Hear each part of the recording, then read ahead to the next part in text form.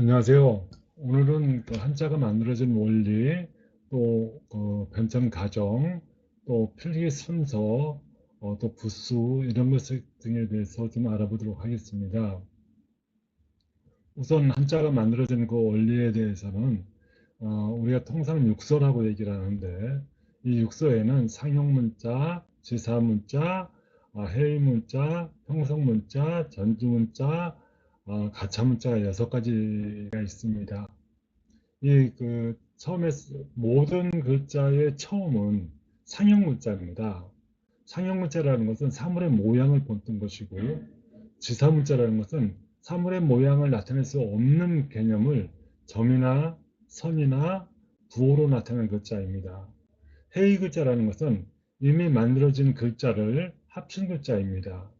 형성문자라는 것은 뜻을 나타내는 부분과 음을 나타내는 부분을 결합한 글자입니다. 전주문자라는 것은 본래의 의미가 굴러서 새로운 뜻을 나타내게 된 글자입니다.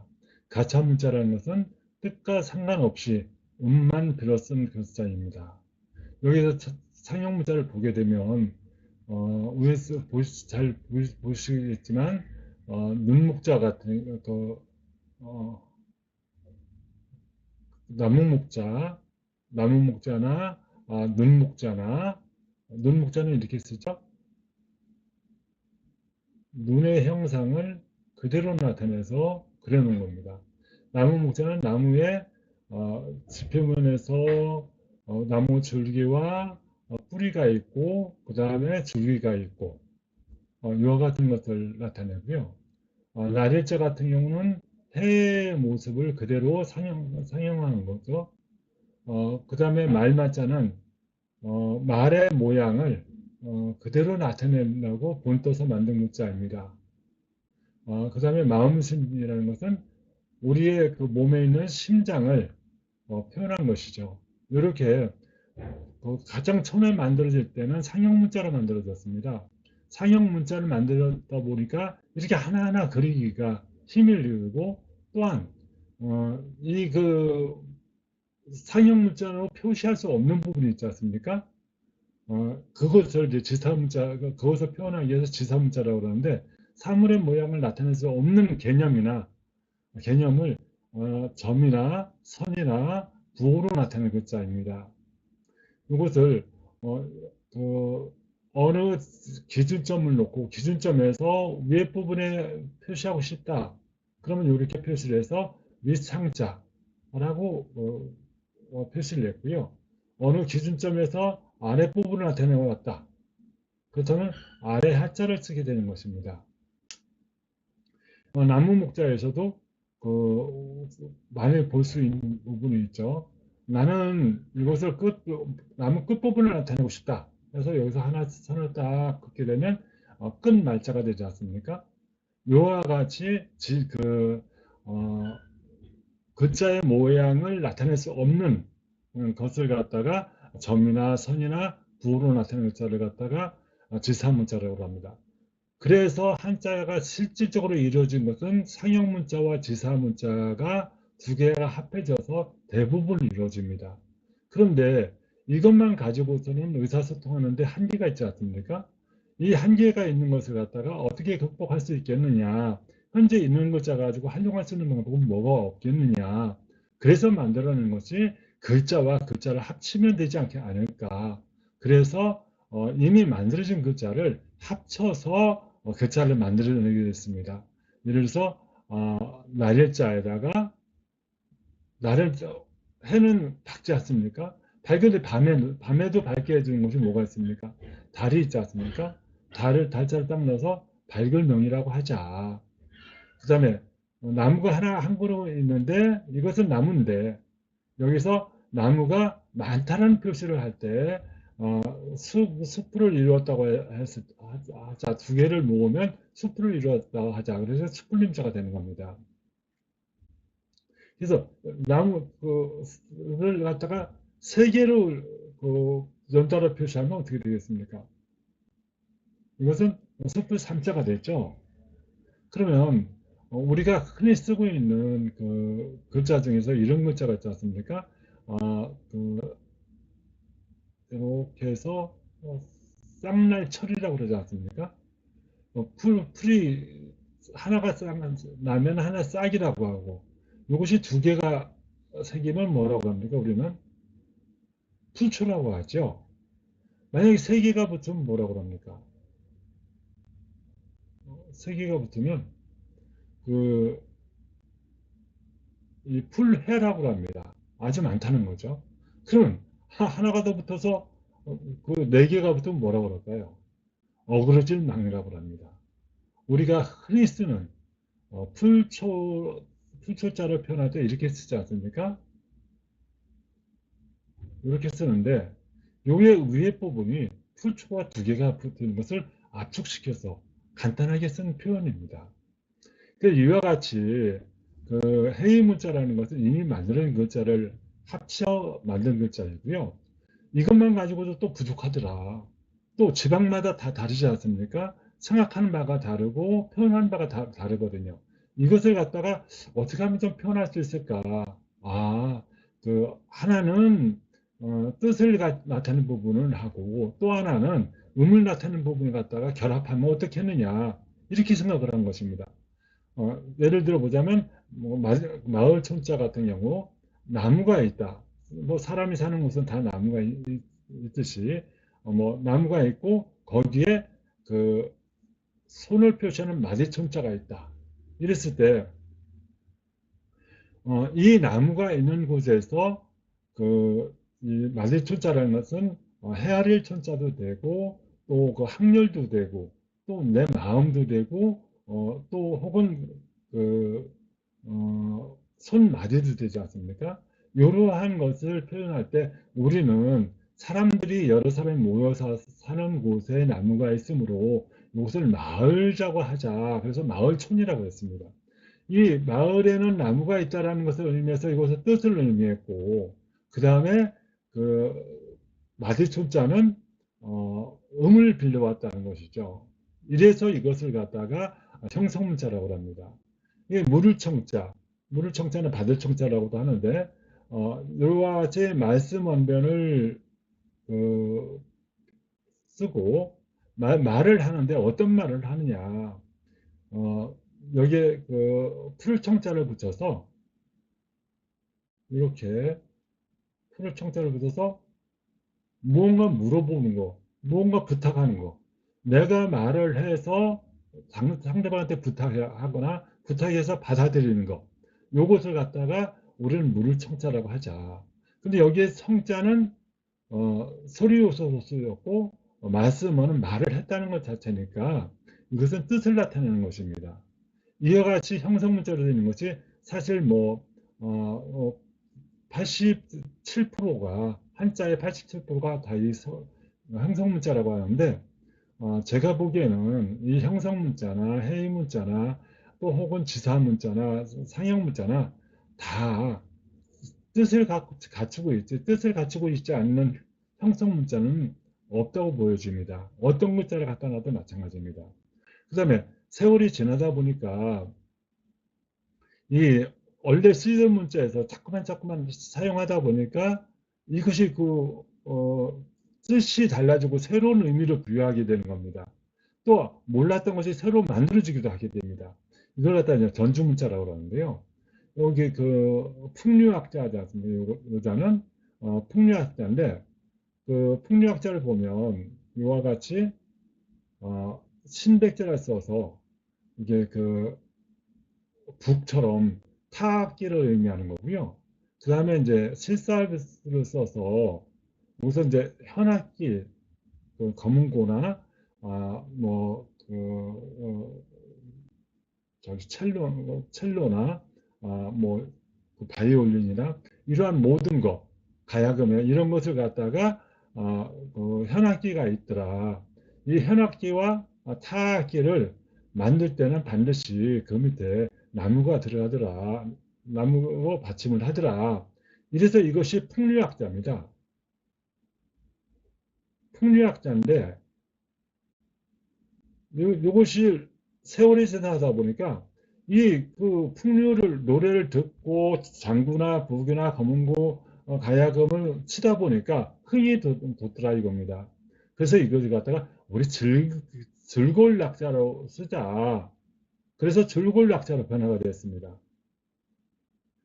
그런데 이것이 또 어느 정도 지나다 보니까 아 이렇게 즐거운데 좋은 거 아니냐. 그래서 요삼요소할 때 쓰는 좋을 요자가 되는 겁니다. 좋을 요자도 요 한자를 가지고서 각기 다른 뜻을 나타내게 됐습니다. 이것을 갖다가 전주문자라고 얘기를 합니다. 그 다음에 네, 가차문자라고 하는 것은 거짓가짜 아니겠습니까? 거짓가짜에 빌린다. 그러니까 실제는 아닌데 이거 음만 빌려서 쓰자. 뜻과 상관없이 뭐 음만 빌려 쓰자. 뭐 대체로 그 나라에서 쓰이는 것은 대부분 상형 문자라든지 지사 문자라든지 회의 문자라든지 어, 형성 문자라든지 전주 문자로 쓰는데 외국에서 들어온 문자 예를 들어서 아시아라고 할 때, 그, 나라가 많은 나라들이 있지 않습니까? 한국을 포함해서 일본, 중국, 뭐, 베트남 등등등 해서 아시아라고 표현을 하는데, 요 아시아라는 것을 갖다가 한자에서 찾아볼 때 어떻게 표현하면 좋겠냐 했을 때, 요것은 우리 한자에 있는 것 중에서 거의 유사한, 이 아시아란 뜻과 거의 유사한 아세아라고 부르면 어떻겠느냐. 그래가지고 요 아세아라고 쓴 것입니다. 그래서 여기 보면 버그마자와 가는 세자 그다음에 버그마자를 써서 여러 비슷비슷한 나라들이 많이 있다. 그 둘레에 많이 있는 것이 아시아 아니냐. 그래서 이제 아세아라고 이제 표현하게 된 겁니다. 그래서 가짜 문자는 이제 뜻과 상관없이 음만 빌려 쓴 것이지만 사실은 이 자체 내에서 뜻을 포함시키려고 무척이나 많이 노력을 했습니다. 요것을 갖다가 요것을 가지고 우리는 진행 과정을 봤을 때 이 한자를 만들어진 것은 요러한 과정을 통해서 만들어졌다. 이렇게 그 표현을 하면 어떻게 했느냐. 그래서 한자를 쓰는 규칙을 이와 같이 6가지로 우리 구분하고 문자를 표현해 보자. 이렇게 해서 된 것이 육서입니다. 그래서 육서라는 것은 한자가 처음 만들어지면서 시간이 지나면서 많이 변화된 과정 이렇게 돼서 이렇게 변화가 됐다 하는 것을 나타내는 것이 바로 그 육서라고 할 수가 있습니다. 어, 그 다음에는 한자가 이제 그 세월이 뭐 한 5천 년 전에서부터 만들어졌다고 하니까 많이 변화가 되지 않았겠습니까? 많이 변화가 됐는데 처음에는 어떻게 만들어졌으며 어떻게 이렇게 변화가 됐을까? 원래 만드는 상형 문자하고 지금 우리가 사용하는 문자가 많이 다르지 않습니까? 그것이 변화한 과정을 보자. 그렇게 만들어내는 것이 한자의 변천 과정입니다. 처음에는 갑골 문자라고 해서 거북이 껍질이나 짐승의 뼈, 를 이용해서 거기다가 이제 글을 썼다고 합니다. 예를 들어서 이제 거북이 그 백딱지 같은 경우 이렇게 되어 있으면 여기에다가 불을 딱 붙이면 요게 그 소리를 내면서 뻑 소리를 내면서 이와 같이 위로 올라갈 수 있고 또 이것이 옆으로 볼 수 있고 아래로 필 수 있으며 또그 반대편에도 이제 글자가 생길 수가 있다. 이러한 그것을 갖다 각각의 무슨 뜻을 갖고 있느냐, 무엇을 예지하느냐, 신께서 우리한테 주는 것은 의미하는 것은 뭐냐라는 것을 생각하게 됐던 것입니다. 그런데 결국은 이렇게 그 배딱지에다가 불을 딱 붙이니까 소리가 이렇게 뻑 소리가 났다. 그래서 이걸 갖다가 우리는 전복자라고 얘기를 하지 않습니까? 이러한 그 가꾼 문자고요. 이것이 이제 거북이 배딱지에다가 하면은 어, 기갑문이라고 해가지고 갑이라고 하고 또 그 여기 고리라고 하는 것은 뭐를 의미하냐면 소의 뼈가 있지 않습니까? 허벅지라든지 뭐 견갑골이라든지 여러 가지 그 뼈가 있는데 굉장히 크지 않습니까? 이 큰 뼈에다가 똑같이 그 어떤 그 글을 쓰든지 어떤 것을 이용해서 문서를 남겼다. 이랬을 때에 이것을 그때는 이제 뭐 종이라든가 또 뭐 주간이라든가 또 뭐 어, 비단이라든가 이런 것이 없었지 않습니까? 그러다 보니까 이렇게 만들어져 쓴 거, 특히 이제 상형 문자를 이와 같이 만들어 쓴 것, 최초의 문자가 만들어서 전달되는 거, 이걸 갖다가 우리는 갑골 문자라고 하는 겁니다.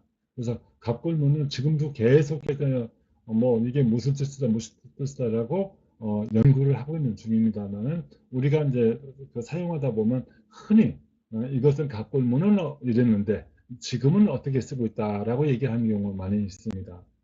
그 다음에 그 금성문자라는 것이 있는데요. 이 금성문자라는 것은 쇠에다가 저기 주물 넣어서 부어가지고 어떤 것을 그 글자를 써내거나 돌을 깎아내서 어떤 글자를 넣거나 했을 때 이것을 이제 금성문자라고 합니다. 그냥 돌이나 비석이나 그릇이나 뭐 종, 그다음에 또 이제 소 이런 데다가 이제 써서 이것을 만든 사람 또 만든 이유, 그 다음에 만든 날짜, 이런 것을 적어 놓은 것을 갖다가 그냥 금성문자라고 합니다. 근데 이렇게 쓰다 보니까 이 글자가 너무 한마디 전달하기 위해서 너무 많은 글자를 쓰게 되더라 이겁니다. 이것을 갖다가 어떻게 좀 간편하게 쓸 수 있는 방법이 없겠냐. 그래서 연구해내는 것이 이제 대전과 그 소전이라고 하는데 대전이라는 것은 주나라 때에 조금 더 이제 간편화시키고 쓰기 쉽게 만든 것이고 진시학 때는 소전이라서 더 이제 쉽고 간단하게 축소해서 만들어냈던 것입니다. 이렇게 만들어 썼지만서도 그렇지만 이것도 힘들더라 얘기죠. 시간이 지나다 보니까 그래서 진나라 때 아니야. 이거 저 모든 사람들이 선민이나 노예들도 알게 하자. 그래서 노예 예자를 써서 예서체를 만들어내게 됩니다. 여섯 장이 만들어냈는데 각양각색으로 전부 다 뭐 나는 이것이 이렇게 이런 글자라고 생각하고 썼어. 나는 이렇게 이런 글자라고 썼어. 이렇게 각자 주장을 하다 보니까 문자가 통일이 안 되는 거였습니다. 그래서 이것을 쉽게 그러면 하나로 묶자. 정서체로 만들어내자. 그래서 이거를 갖다가 해서라고 합니다. 그래서 우리가 지금 현재 쓰고 있는 것은 바로 해서입니다. 이것을 이제 정자라고 얘기를 할 수가 있죠. 이렇게 정자를 만들어 놓으니까 좀 좋긴 좋은데, 어, 아이, 너무, 좀 딱딱하고 규격되어 있다 보니까, 뭐, 예술을 하는 사람들은, 이거 너무 힘들지 않냐? 그리고 또 너무 전달하는데 힘들다. 좀 더 빠르게 쓸 수 있는 것가 뭐이냐? 이래가지고 만들어내는 것이 이제 행서입니다. 그래서 정자자에 비해서 빨리 씀으로써 거의 흘려서 쓰는 글자를 행사라고 얘기하고요. 이렇게 쓰다 보니까 예술적인 가치니 뭐니 더 빠르게 쓰는 방법이 뭐가 없을까? 아, 더 빠르게 쓸 수 있고 더 빨리 전달할 수 있는 것은 소설하는 것이 있어. 소설하는 것은 풀초는 바람이 조금만 불어도 슉슉 넘어갔다 넘어오고 막 바뀌지 않습니까? 이렇게 해서 완전히 흘러쓴 그 시체, 요것을 갖다가 우리는 이제 초서라고 얘기를 합니다. 그래서 이러한 초서나 행서는 우리가 사실 잘 봐서 알지 못합니다. 예술하는 사람들이란 모를까 거의 모르고 우린 거의 다 해설을 보고 있고요. 해설을 보고서 거기에서 이제 참 원래 만드는 것이 어떤 뜻이었기 때문에 이 글자는 이런 뜻을 갖고 있을 거야 라고 생각하게 됐습니다. 그것이 이제 갑골문이지 않습니까? 그래서 상형 문자를 불러들여서 해설을 해석하는 데 많은 도움이 되기 때문에 대체로 갑골문에서 변화가 많이 되지 않은 금속 문자까지 그것을 뜻을 불러들여 가지고 우리는 해서로서 이해를 하고 있는 것입니다. 그래서 이렇게 해석 글자가 발전되어 온 과정을 어떤 형태로 있는가를 예시체를 뽑아놨습니다. 예시체를 뽑아놨으니까 이것을 한번 보시면 이렇게 변화가 됐구나. 뭐 사실 초서나 행서 같은 경우 비슷해 보이지만 이렇게 보니까 보이는 거고 사실 참 잘 알아보기 힘듭니다. 우리가 보는 것은 바로 해설을 보는 것이잖아요. 해설을 보는 것이고 해설에서 참고하기 위해서 갑골문이나 금성문을 보는 것인데 금성문보다 우리는 주로 보는 것이 아마 그 갑골문을 보는 것일 겁니다. 갑골문을 다른 말로 표현하면 상형문 글자라고 볼 수 있지 않습니까? 그럼 다음은 이제 한자의 획수인데요. 한자는 한 글자를 완성할 때 필요한 총 획수가 있습니다. 여기에 시계에 넣어서 우리 그런 문이라고 할 때 하나, 둘, 셋, 네 글자 아닙니까? 네 획이죠. 네 획이기 때문에 이 사획이 되는 것을 사전에서 찾아볼 때 사획이다. 이렇게 알고서 찾으면 빨리 쉽게 찾을 수 있지 않습니까? 그래서 이렇게 한번 점이나 선을 그을 때마다 요것을 나타내는 것.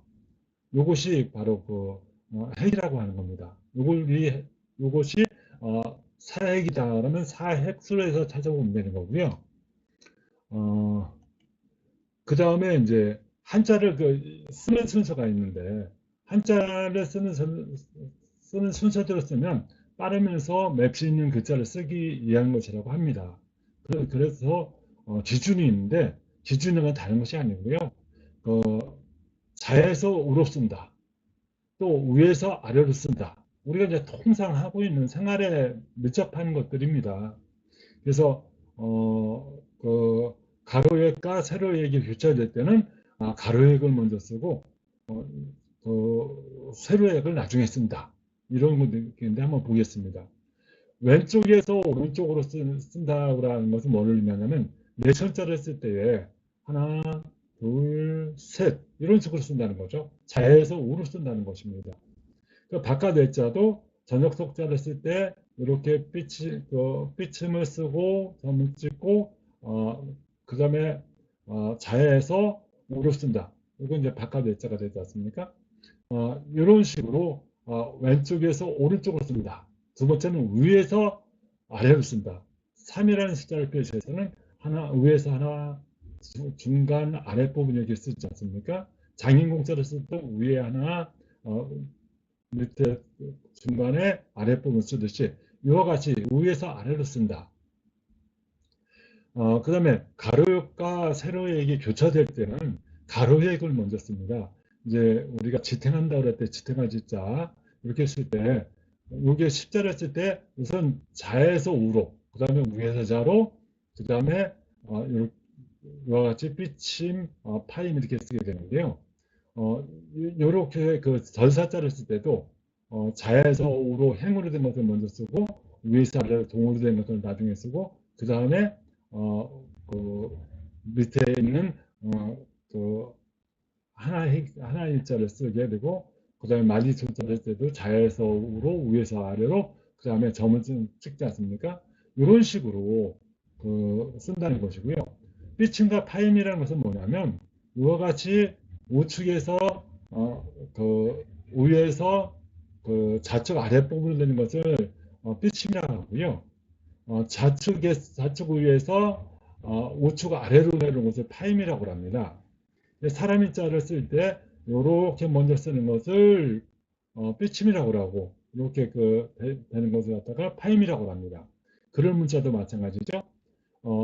이와 같이 위에 있는 것을 먼저 쓰고 아래에 있는 것을 나중에 쓰지만 삐침이 이렇게 되어 있고 파임을 나중에 쓴다. 삐침과 파임을 나중에 쓴다는데 삐침과 파임을 잘 이해를 하면 쉽게 이해가 될 수 있습니다.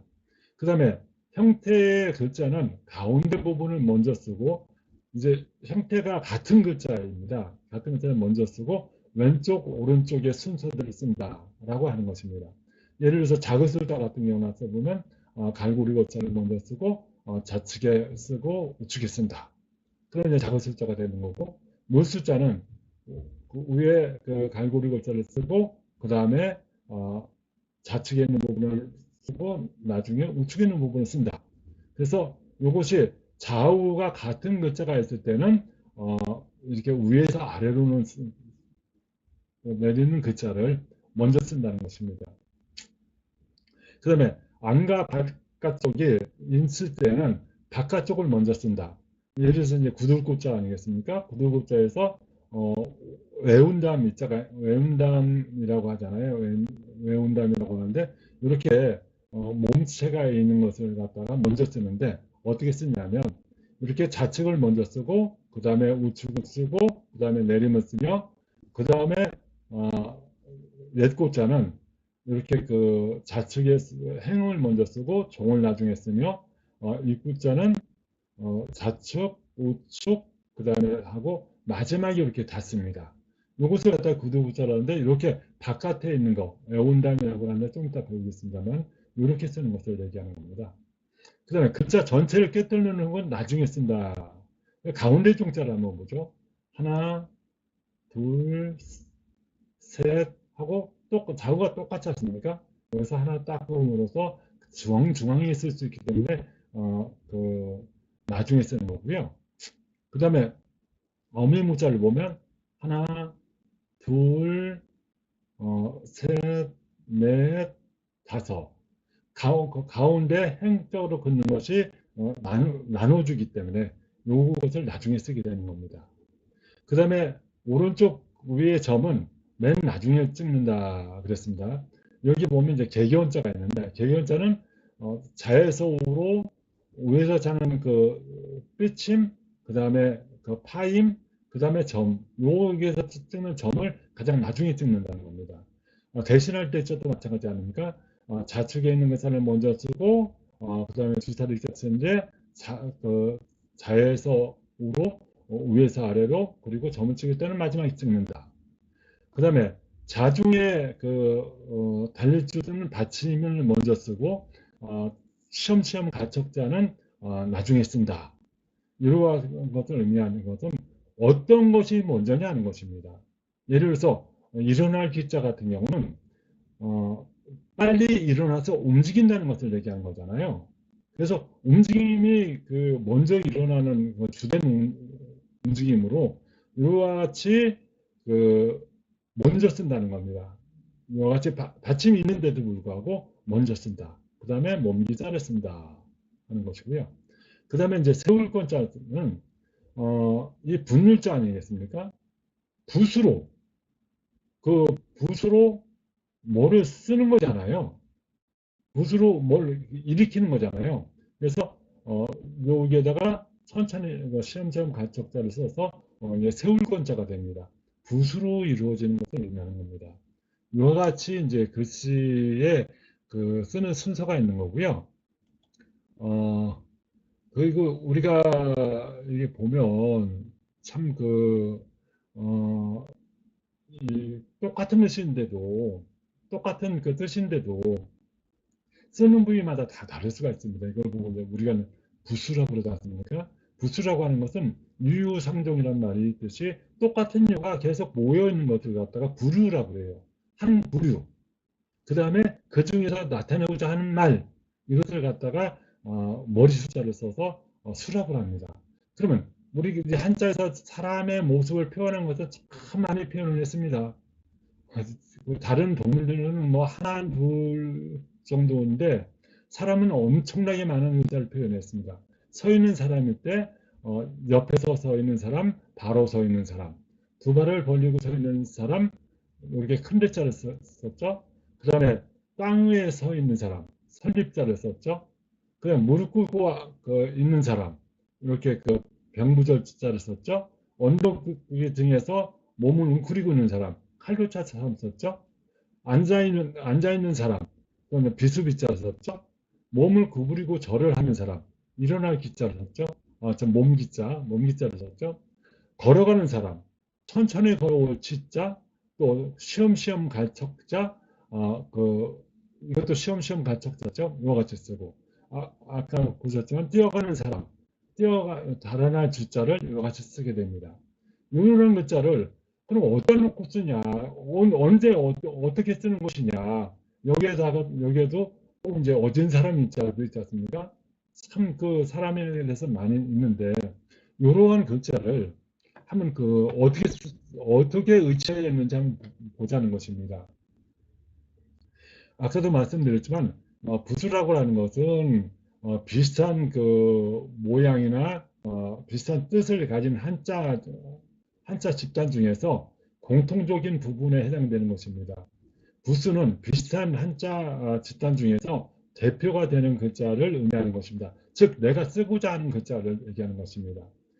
우선 좌우 상하를 보게 되면 이 글자가 있는데 글자 있는 부분에서 좌측에 있는 부분을 변이라고 하고, 그래서 글자가 좌측을 보고 있을 때 변, 글자가 우측을 보고 있을 때 방, 위에 있을 때 머리, 그 다음에 밑에 있을 때 발이라고 합니다.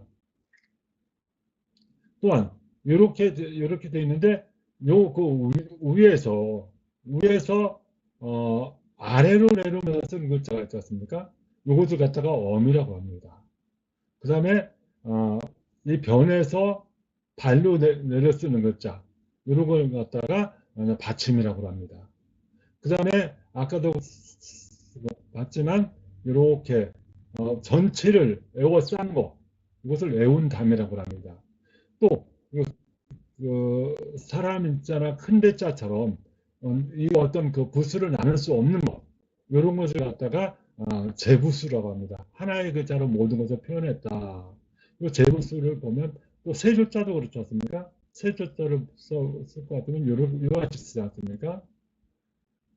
이와 같이 쓰는데 이것은 어느 글자로 구분이 안 돼요. 그래서 이걸 갖다가 재부수라고 합니다. 이 자체를 그 글자 자체의 하나의 뜻을 다 가지고 있다. 그렇게 해서 재부수 모두 대체 하나를 뭉친다 그래서 재부수라고 얘기하는 것입니다. 여기에 보면 이그 변자는 변에 붙은 것은 사람 인자보다 어떤 것이 많은가 하면 대체로 그 옆에 서 있는 사람이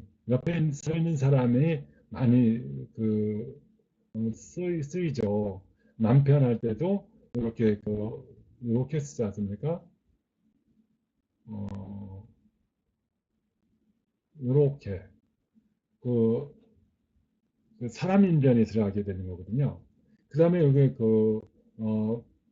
이 우측에 붙은 방이라고 하는데 이건 이제 비수비자가 들어가게 되죠. 델화자.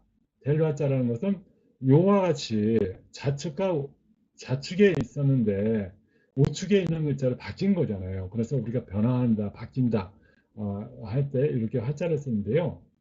이것은 간단한 겁니다. 이것은 서 있는 사람을 의미하고 옆으로 서 있는 사람을 얘기하고 이 사람이 죽었을 때 이렇게 거꾸로 된다. 그래서 이제 요것을 이렇게 살아있는 사람이 죽었다. 이렇게 변화가 된다. 이렇게 어떤 뭐가 변화가 된다고 할 때 이런 화자를 쓰는데 이렇게 우측에 부는 것을 방이라고 합니다. 그다음 위에 쓰는 거. 위에 쓰는 것은 이렇게 칼도자인데 이 칼도자가 요 파자 하지 않습니까? 청나라 파할 때 파 위에다가 그 사람 자를 써서 조금 이제 의용스럽고 불안정한 모습을 갖고 있죠. 이러한 모습이 있지만 요 윗부분에 자리를 차지하고 있다. 그냥 머리를 차지하고 있다. 그래 요것은 이제 그 병액질 그 재앙할 때 그 재앙이 액자인데요. 여기다 사람자를 써서 위험스럽다 해가지고 위험할 유자가 되지 않습니까? 그 다음에 발족자는 입구자에다가 어진 사람 인자를 써서 이렇게 어진 사람 있는 것이 밑에 붙었다. 그래서 발이라가 되는 거고요. 이렇게 이제 다른 한쪽자는 이와 같이 그 변과 발을 연결되어 있다. 이래서 이제 이것을 갖다가 받침이라고 하는 겁니다. 이것을 받쳐준다. 그 다음에 이제 여기 위에서부터 아래로 쓰는 거, 이렇게 쓰는 거. 이거 우리가 많이 쓰는 것이잖아요. 기스검이 이렇게 된 거지 않습니까? 이렇게 됐고, 기스검자에다가 여기에다가 입구자 하나 딱 넣으면 돌 모양이라 해서 돌석자가 되는 거고요. 이건 지범자지 않습니까? 지범자라서 지범자하고 기스검자하고 차이점은 여기에 점이 있느냐 없느냐 하는 겁니다. 지붕이 있냐, 지붕이 틈실하게 지어져 있냐 없냐, 그것에 의해서 지붕자와 기술금자의 차이가 있습니다.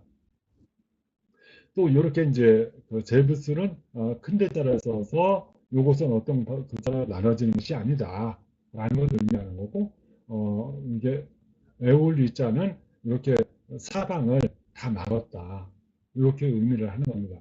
요거 자체가 나타나는 것은요, 여기는 뭐든지 그 자연도 그렇고 한자도 그렇고 사람이 살아가면서 다 똑같습니다. 여기는 봄으로 보고요. 여기는 여름으로 보고, 여기는 가을로 보고, 여기는 겨울로 봅니다. 그래서 각각에 나타나는 위치에 따라 좀 다르다는 것을 이야기하는 거고요. 그 다음에는 이제 한자는 한 글자 한 글자마다 소리와 뜻을 각각 가지고 있습니다. 따라서 한자는 음은 음대로, 뜻은 뜻대로 정확하게 익혀야 될 필요가 있습니다.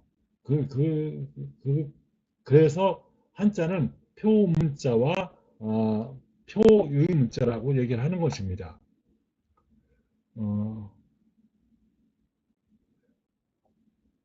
그 다음에는 어,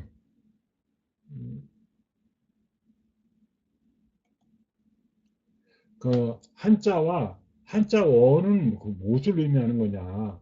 그렇게 했을 때 그 한자라는 것은 글자 하나하나 낱글자를 말하는 것이고, 한자어는 낱글자가 둘 이상 합쳐져 만들어진 단어를 얘기합니다.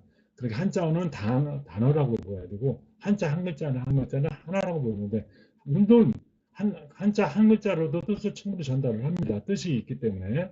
그래서 우리가 말을 하는데 좀 잘 헷갈릴 수가 있으니까, 한자와 한자어라는 것은 한자는 하나를 의미하는 거고, 한자는 그 한자가 두 개 이상을 모여서 한자어가 되는구나. 그래서 우리가 사자성어라고 얘기를 할 때도 성어, 한자어라고 붙인 겁니다. 그러면 한자와 한문의 차이점은 뭐가 있겠습니까? 어, 한자는 그 한자로 이루어진 문장을 말하는 것입니다. 한문은 문장 구조나 표현 방식이 중국어와 유사하고, 한자는 한국어와 유사한 문장 구조를 표현할 때 사용을 하게 됩니다. 그래서 한문은 중국문 자체를, 원문 자체를 얘기하는 것이고, 한자라고 하는 것은 한글에 섞여져 있는 어, 그 한자나 한자어를 의미한다고 생각하시면 됩니다. 그 다음에는 그 지금 설명드렸던 것을 조금 이제 그림으로 보게 되면요, 이렇게 그림을 가지고 글자를 요것을 단추려서 글자를 만들어냈습니다. 요것을 갖다가 상형문자라고 하고요. 요 상형문자를 거북이의 배딱지나 또 혹은 소 뼈에다가 그려놓은 것을 갖다가 우리는 갑골문자라고 하고요. 그 다음에 금성문자라고 하는 것은 이렇게 그 청동기 문화가 발전되면서 권위의 상징, 이렇게 청동기를 만들어내는 능력들이 없었으니까 이런 거 하나 갖고 있으면 힘이 막강한 나라인 것을 표시하는 거였습니다. 권위의 상징인데 여기에 글을 적어놨다. 그래서 이것을 금문이라고 하는 거고, 이것은 이제 비석 같은 것에 이렇게 글을 적어놨다. 어, 관계통비나 이런 것처럼 글을 적어놨다. 이것을 성문이라고 해서 금석 문자라고 하는 겁니다. 어, 다음은 이렇게 이제 금속 문자라고 그래서 오늘 이제 말씀드린 것은 다 끝났는데요. 너무 어렵게 생각하지 마시고 시간이 지나면서 하나하나 이렇게 분석해 볼 수도 노력하시면 좋을 것 같습니다. 한자를 배우는 사람이 이런 그 기본적인 원리를 모른다 그런다면 조금 좀 뭐하지 않습니까? 우리는 한자를 배우는 사람으로서 기본적인 것은 다소 힘들지만 한번 배우고 넘어갔다. 좀 더 이런 것이 기본 원리가 지나게 되면 이제 조금 쉬워지고 재미있는 시간들이 될 겁니다. 오늘 고생하셨습니다. 감사합니다.